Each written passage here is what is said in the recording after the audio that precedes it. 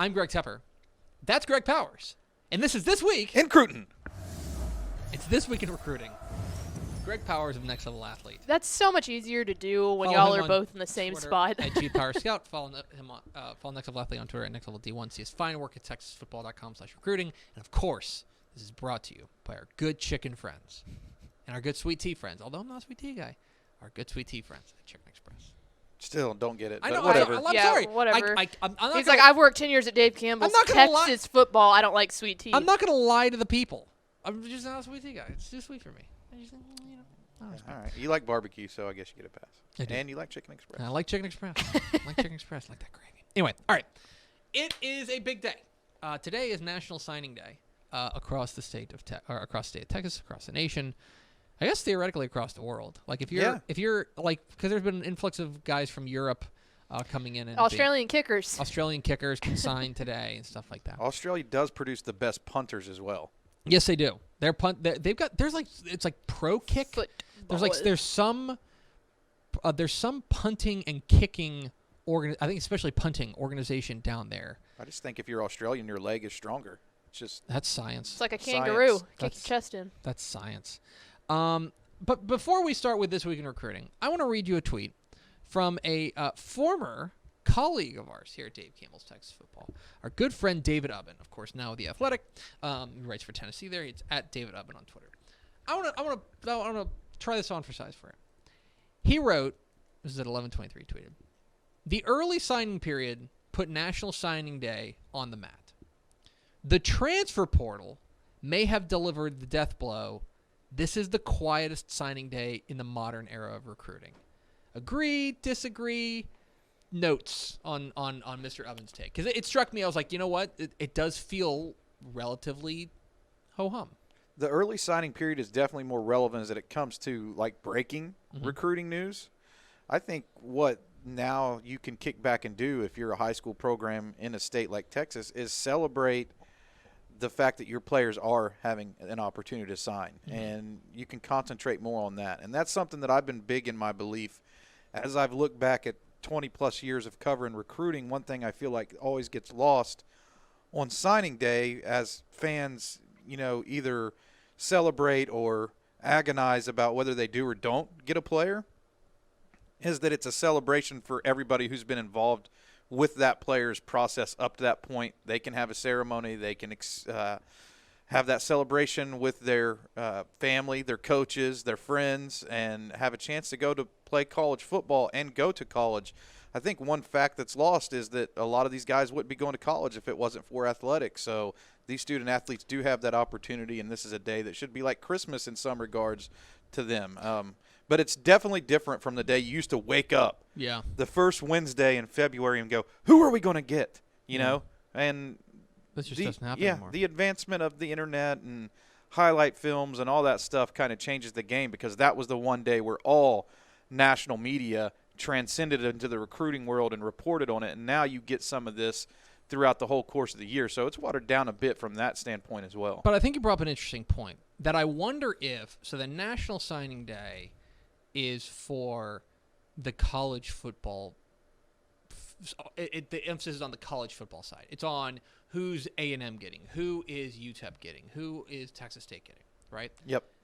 It seems to me, and correct me if I'm misconstruing your point, today is a lot more about the supplier of the talent as opposed to the buyer, so to speak, of the talent. This is about the high schools and the celebration on that side, as opposed to us focusing on who's Texas Tech going to sign today. I think it should be. Yep. I mean, I think there should be a lot of more focus, especially locally, right? Like, of course, all of the here at TexasFootball.com, we're going to report on who the Texas Longhorns, the Texas A&M Aggies, the Horned Frogs, we're going to report on who those teams signed, and not only in the early signing period, but what changes they've had since the early signing period to help advance their classes in the 2021 cycle. But locally, I think that you should really, Garland Lakeview Centennial's got, 4 guys that are signing. I mean, that just throwing that number out there, but an abnormally high number of guys going to play at the Power 5 level in comparison to other years. Plus, They probably have a host of other guys who are going on to other programs that aren't going to get the national recognition, but they deserve their own recognition for being able to accomplish that. And that's something I like about signing day. I think that's a good way to put it. It struck me as correct that it felt as somebody who has woken up on set an alarm for 6:30 a.m. and stuff like that. To cover National Signing Day, and especially that blitz in the morning that goes from about 7 o'clock until about noon. It does feel quieter, but I don't think that that's necessarily, a bad thing. I also don't think that's necessarily, taking away from the celebrations that are going on at these schools, especially for kids. I think it's real big in small schools. Yeah. Like I know in Atlanta, like we had one guy go to TLU, and that was huge. Like the whole school, we sat there and watched him do it. Like I feel like this is the day that like it's really cool for those small classifications. So let's get to our tent poles here for this week in recruiting here on Texas Football Today. Let's start with our prospect on the rise. Our prospect on the rise, going to DFW. Talk about a guy who I think really broke out in the playoffs, especially, and that is Rockwall-Heath wide receiver Jay Fair. He is a 2022 kid, so he'll be playing his senior year next season, and he has I was not the only one who noticed that Jay Fair was really good. He has suddenly added a ton of new offers this week alone. Indiana, Notre Dame, USC, SMU, Florida, and Auburn. That goes along with A&M, Tech, Houston, Arkansas, Georgia, a few others. Jay Fair, a name that is pretty quickly rising up everybody's board, it seems like. Yeah, and he's an electric wide receiver. Put up huge numbers this year. He collected 73 receptions for over 1,300 yards, scored 14 touchdowns, and this is a guy who really can move inside out. I think he looks really good in the slot, but he's going to be a guy that can add some versatility to the edge as well, playing that position, and just electric after the catch. That's what I really like about his game, is he can make people miss in the open field, duck and dodge, and make those big plays. And when you look at the production level, of course the yardage stands out, but I like that he got his hands on over 70 balls.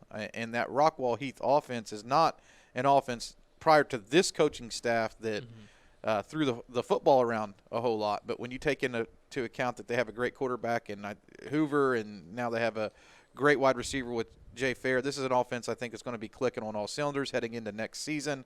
And you better have Rockwall-Heath, I think, on your radar as one of those teams to watch next year, making a push into the playoffs and could be a state championship contender. Yeah, I think they surprised a lot of people with their run in the playoffs this year, and the best maybe yet to come, especially with a number of these youngsters like Jay Fair, their wide receiver, coming back. Let's get to our commit of the week, and our commit of the week may be called the flip of the week. Yep. The flip of the week, because we're talking, there is news on National Signing Day, and that is this morning we've got news out of Tyler.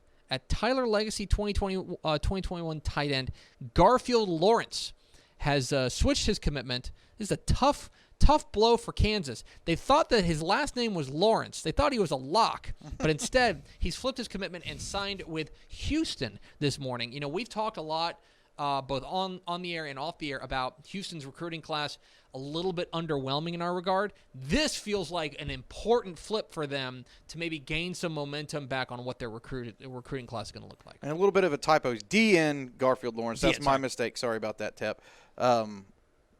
This is a guy who really played well in the playoffs. Step went to one of the games and said that he was one of the best talents that he saw all year. He checks in at number 101, I believe, in our DCTF top 150, which we rounded out from a top 100 to a top 150 early this morning. So Lawrence is one of these guys who fills that traditional defensive end role. He's a long and tall 6'4". So, I'm saying there are guys who are listed at 6'4", and there are guys who are 6'4", and he's one of those guys who's a natural 6'4" with long arms, a huge frame to add and hold weight, and not only can get after the quarterback, but he's strong at the point of attack where he can chase down ball carriers and hold positioning in the middle of the defensive front. So I think that this is a guy that's really going to help that Houston Cougars defense transition into one that can help them compete for the conference championship. And they've done a pretty good job heading down the stretch here. We kind of laid it on them a little bit in the early signing period, but they've bounced back to have some good signings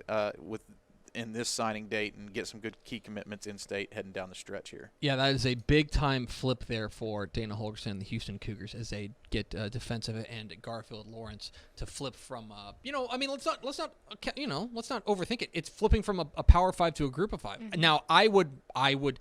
This is me. My perception is that the Houston program is healthier than the Kansas program right now. That's just my take. But at the same time, anytime you flip a kid from a Power 5 team to go to a Group of 5 team, so to speak, I think that's a big move, and those are the types of things we're going to need to see more of from Dana Holgorsen's bunch as we go on. I agree 100%. And there are a lot of people who are going to look at his ranking and say that we missed on him. He should be a top 100 lock, but he's right there on the edge of it. So one of the best players now in Houston's class. We're talking This Week in Recruiting with Greg Powers, the next level athlete here on Texas Football Today. Get involved in the conversation at #TF Today. All right, let's go to our Underclassmen of the Week. Our Underclassmen of the Week is going to Houston, and this is a big one for the Texas Longhorns as they have reeled in a commitment from Jaydon Blue, the running back from Klein, Cain, a guy who currently rated as a 4-star prospect. I think fair to say one of the very best prospects in the state of Texas in the class of 2022. A complete back there, and he chose Texas over Alabama, A&M, Georgia, LSU, Oklahoma, Ohio State. I mean, Texas beat out the big boys here, and this is a class maker. This feels like a real foundational piece of a 2022 class for Texas. And this is a guy. You look at the offer list he has, and he had way more offers than the ones that I listed here when he committed to Texas. But I listed the ones that I think gives you a clear snapshot of what type of commitment this means for the Longhorns. You know, A&M I'm seeing 35 offers. Yeah. A&M is the key team or your key competitor in state. Alabama, the premier running back school probably in the country. Georgia, if not equal with Alabama, a step right behind them with, producing NFL quarterbacks. LSU, Oklahoma, and Ohio State. Those are the offers. Like when you look at someone's offer list, those are the offers that you key in on. They're perennial championship contenders, and they produce running backs who succeed in the NFL.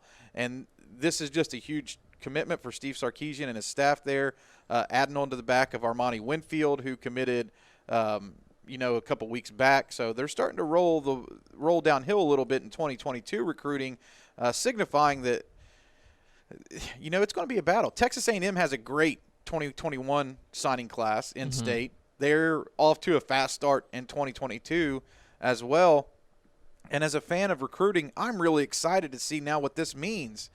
Texas versus Texas A&M. We don't get to see it on the field anymore, but now we're going to see it, I think, in recruiting often. Well, and let's just, if I may, can we give some love to Stan Drayton? Sure. The running backs coach, I believe, is he still associate head coach? He may not be associate head coach. He's they call him offensive run game coordinator there at Texas. Since he's arrived, and Shahan J. Raja brought this up, they've landed Keontae Ingram, Bijan Robinson, Jonathan Brooks, Jordan Whittington, right? I know he was they're moving him kind of all around, but Jordan Whittington and now Jaydon Blue. I mean, they're hauling in some big time running backs. You cannot say that Stan Drayton's not pulling his weight on that. And he stuff. coached, I believe, Ezekiel Elliott at Ohio State, and I think Blue can remind a lot of people of that style of runner. He's a guy who really gets it going downhill, always falls forward, can catch the football out of the backfield, and is just an electric player in that Klein Cain offense. I mean, this guy is a lot of fun to watch.